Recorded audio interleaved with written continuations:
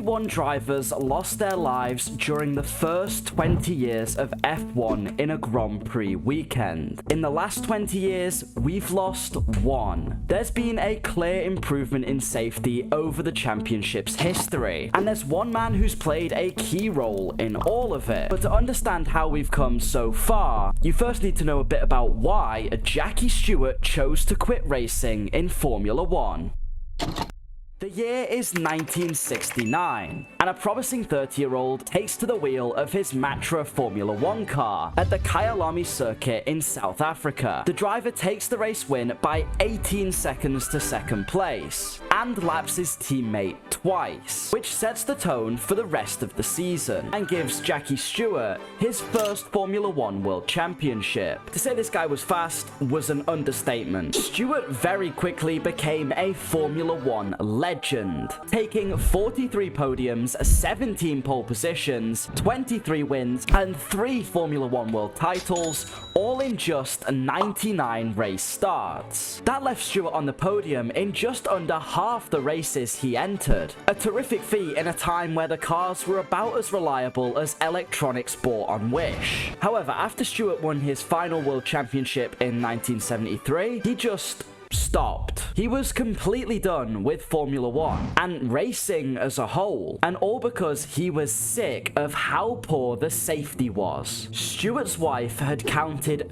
57 of their friends who'd passed away through some sort of racing accident or another. That number is astronomical. That is a huge number to have to deal with. But there was one real deal breaker for Jackie at the 1973 US Grand Prix. The title was already wrapped up, with Stewart mathematically winning it earlier at the Italian Grand Prix. But this was to be the final race of the season. However, it wouldn't be for the champion Tyrrell driver. During practice, his teammate Francois Cipher suffered a fatal crash, and Stewart thought enough was enough, and therefore refused to race what would have been his 100th Grand Prix. Instead, Jackie had other ideas, and set out to change the standards in Formula 1. No longer would you have to be on the verge of insanity to partake in the races, watching your friends, rivals, and teammates lose their lives to poor standards. Instead, Stewart set out to get rid of the apathy Formula 1 had to the safety of their drivers. And he first began his quest for safety after having a scary experience of his own.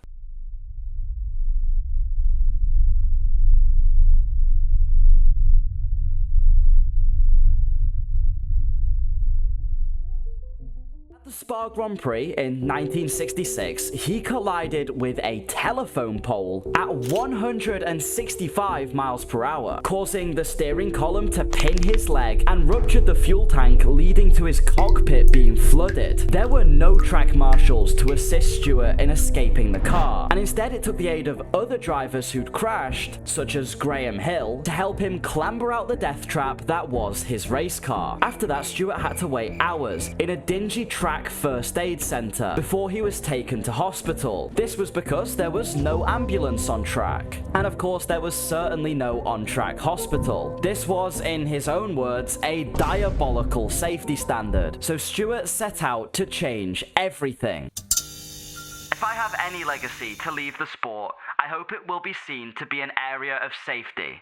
Because when I arrived in Grand Prix racing, so-called precautions and safety measures were diabolical. Jackie began advocating for change long before his retirement from motorsport, with him pointing out to race organizers how utterly idiotic it was to have no barrier between the pit lane and track at some circuits, especially considering how fuel would leak onto the tarmac from the pit lane, leaving the surface slippery and basically a death trap waiting to happen. It wasn't just the pit lane, however. These circuits all needed massive improvements to their safety barriers. Otherwise, it would only be a matter of time before crashes like Wolfgang von Tripp's happened again, with von Tripp's crashing through mere hay bales that line the track, ending the life of not just the driver but 15 spectators too, in a tragic race at Monza. Or inadequate safety barriers at the tracks much like the ones that were responsible for the death of Jackie Stewart's close friend, and the only posthumous previous world champion Jochen Rindt, who hit the barriers during a practice session in Italy. And after an investigation into his death, the barrier's poor installation were found to be at fault,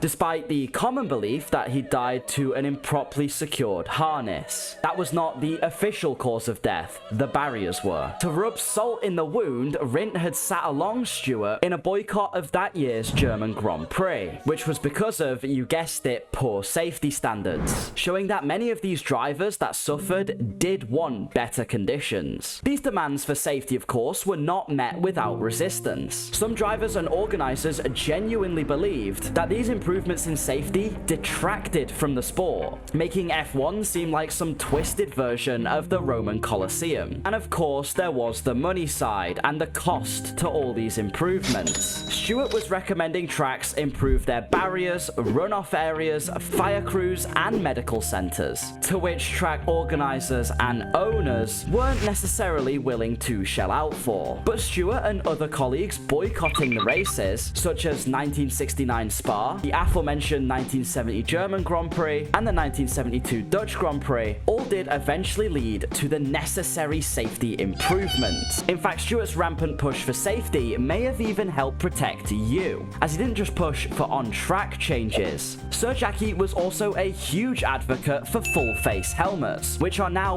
widely used. If you've ever gone go-karting, quad biking, or even ridden a motorcycle, you would have worn one of these helmets that the three-time world champion so desperately encouraged his on-track rivals to put on their heads too. Stewart was also a huge reason seatbelts became mandatory in F1 in 1972. Obviously before that, drivers could optionally choose to wear a seatbelt, much like Jochen Rindt did, despite it not being properly secured. But in 1972, Formula One finally decided to put in a rule once and for all that mandated teams and drivers equip seatbelts, therefore taking the vastly safer option. After he retired, Jackie never stopped pushing for Formula One safety, even more recently feeling like he had to fight some of the same battles he did all of those years ago, back in a much more dangerous era. Like in 2018, he spoke out about how the F1 halo should certainly be on every single Formula One car, despite drivers like Lewis Hamilton making very similar arguments to the 1960s drivers about how the halo just didn't suit the sport or the cars. Lewis would be one of the many drivers to change his mind after the halo was introduced, and after it actually prevented him getting a wheel to the head when he had a crash with Max Verstappen, showing that Jackie Stewart still might know a thing or two about what's safe for the drivers in the sport. As humans, we are often reluctant to change, but sometimes things do need to get done for the greater good, especially when you're dealing with the safety of such a high-stakes sport like F1. Today I actually ask you to consider changing just one thing, and that's if you're not already subscribed, please do so if you enjoyed the video. Thank you so much for watching, and a big thank you to Sir Jackie Stewart. Goodbye!